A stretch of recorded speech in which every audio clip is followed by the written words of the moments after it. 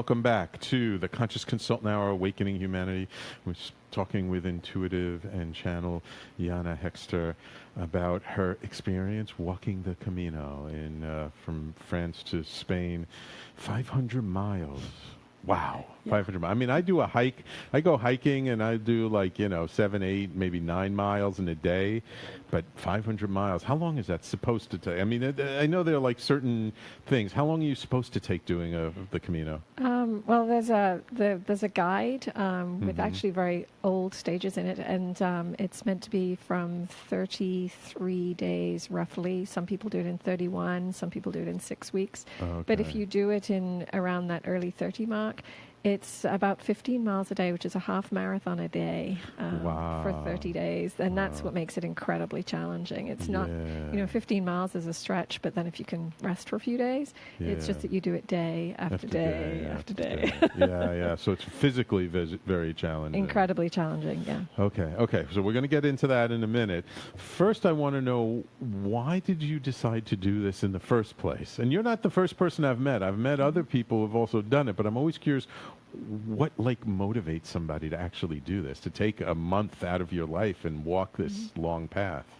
Well, it was one of those happenstance things. So a friend of mine that I met on retreat, Sharon DeLandis, who's in Australia and may well watch this, she did the Camino with her husband, and she posted pictures on Facebook.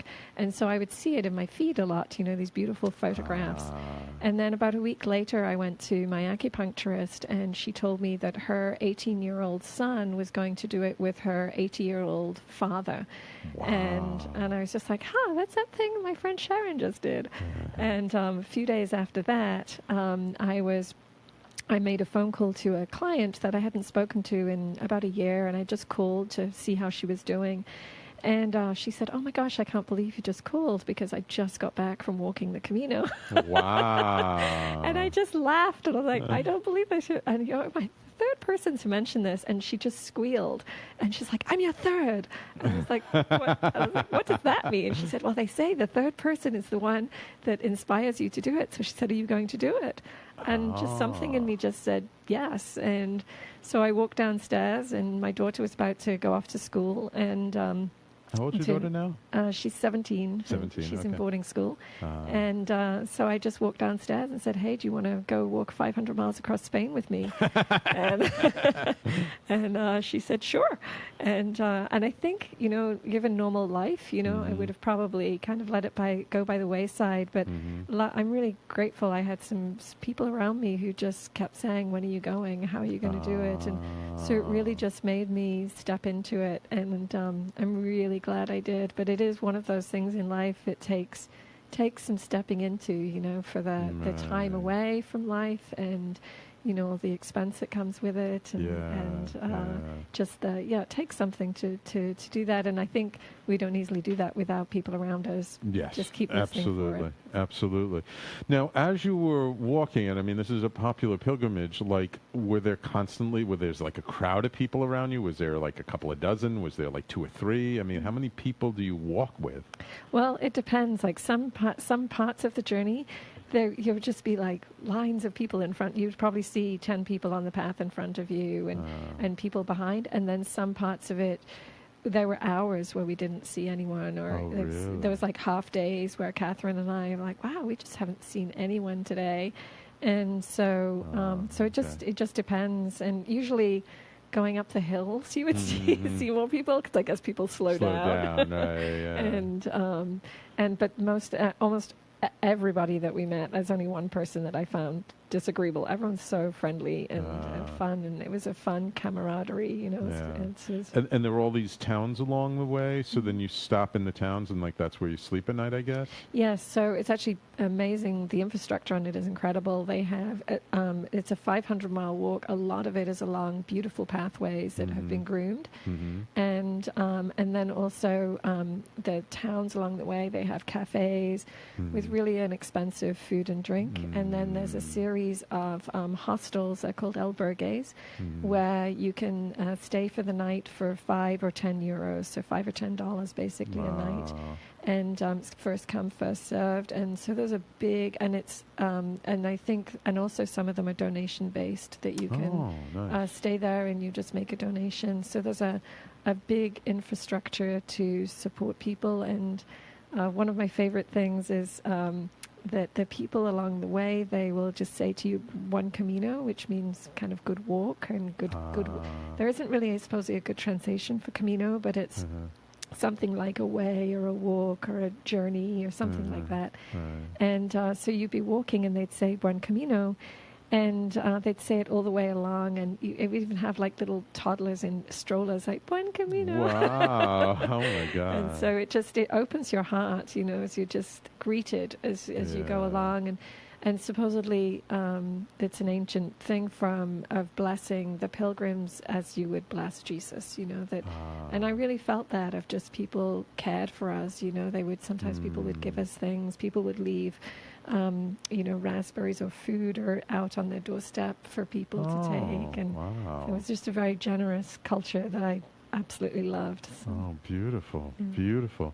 So given that you're a fairly sensitive person, did you, we'll do it a stage at a time, but when you were just first starting off, the first couple of days, was there something sort of energetically that you felt that you were surprised by or unprepared for, or even, prepared for, but, was there something that you kind of felt that was like, oh, there is something special here?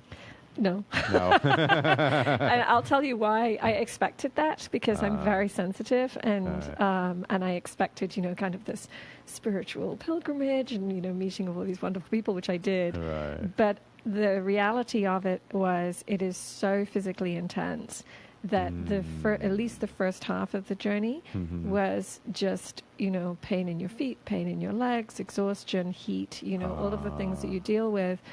And for me, there were some moments definitely of connection with spirit, but it was an embodied experience, and it connected me very deeply with the beauty of nature and the earth. And so it was what I was so present to from the very first day actually was just the incredible beauty. The first day you walk up into the Pyrenees, and it was hot, and just stunning views, and the pathway for most of the 500 miles, the pathway has flowers alongside, and it was just, and I took loads of pictures of the flowers, and it's almost, I don't know if it was done purposefully, whether they've planted seeds along, if they're just wildflowers that maybe as they've worked on the path they've seeded themselves, but it was just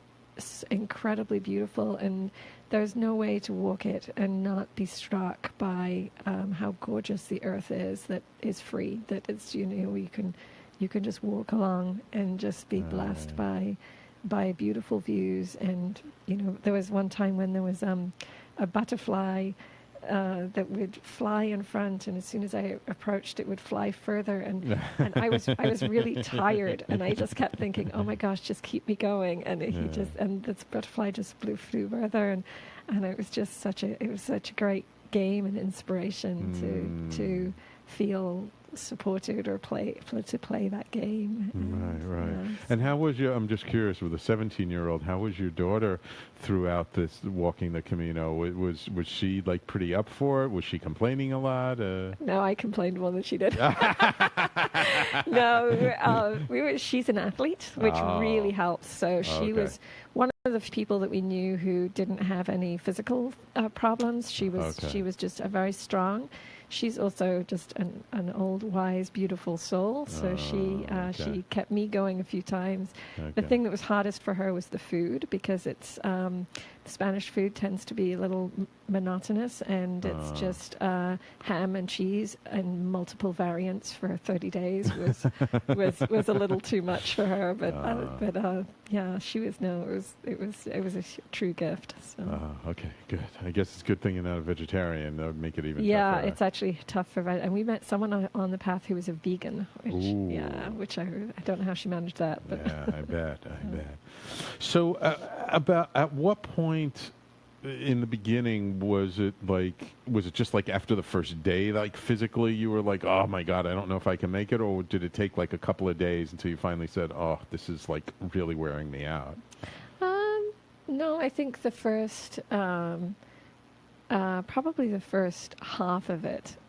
It was just, and I actually got injured about 10 days in. Wow. But it was, I think it was just grueling on the body, to carry your backpack and to walk, and I think for many people, it forced you to face yourself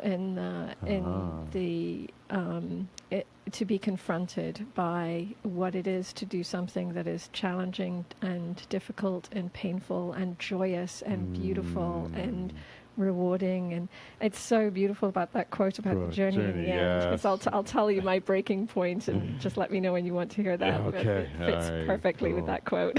Yeah. Were there any like special synchronicities or surprises that happened in the beginning that were like really nice? All the time. All so the time. So they have a saying that the Camino provides, and so it would be things like we'd be walking along and Catherine would go, gosh, we've done so much downhill. I could just do an uphill. Not like a really big uphill, but like a little uphill right now. And then we'd turn the corner and that would be this perfect little uphill. Or just be walking along. It's like, I could do with an ice cream, like a really good ice cream. And same next village, there'd be a great ice cream. And then the other thing is, because you're carrying all your stuff, often I would forget several things. So we forgot a phone charger, and I left my water bottle at one point at a rest area, and we were in the desert at the time. Oh. And I got to the hostel, realized, and I just turned to the guy at the hostel. It's like, has anybody left a water bottle? And he said, yeah, there's this one. And it was this really nice, like, Swedish water bottle. Still had the price tag on it, So, and so there's just this sense of when you realize you've left something, it's like, oh, that's okay, because there must be somebody who's left theirs who's going to pick mine up.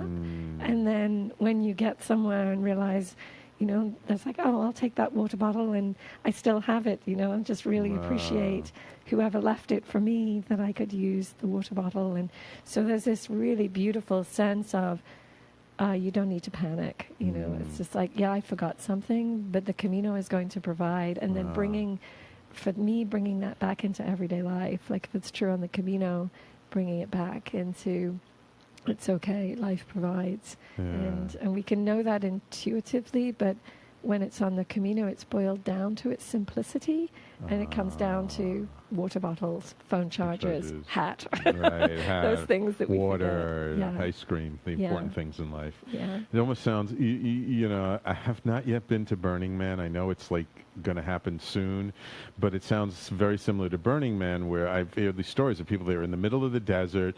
You have stuff, but you don't necessarily have everything, and it's like, oh, I could really use X right now, and then someone shows up and hands it to you. So it's a very similar kind of experience that I guess when we live in trust, that we really are taken care of by life, aren't we? Yeah, and in community, like one time I needed scissors and I hadn't bought scissors, and I just walk down and go to the table and say, hey, anyone got scissors? Like, yeah, sure, here you go. And people share because they know that it's how we survive and live together. Okay, beautiful. All right, let's take a quick break. And when we come back, let's talk a little bit more about intention. Okay. And how important intention was on this journey. So everybody, please stay tuned. You're listening to the Conscious Consultant Hour, Awakening Humanity, with my guest, Jana Hexter, talking all about walking on the Camino. We'll be right back.